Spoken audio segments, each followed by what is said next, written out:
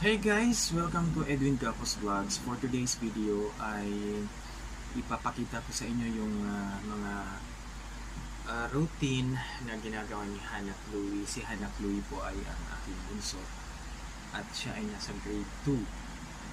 So, yung kanilang mama ay wala sa ngayon, naiwan dun sa Dubai. So, bilang ako yung magulang na nandito ngayon, ako yung gumagawa ng responsibilidad ng isang nanay at tatay at the same time. So, malapit na ang kanyang birthday, or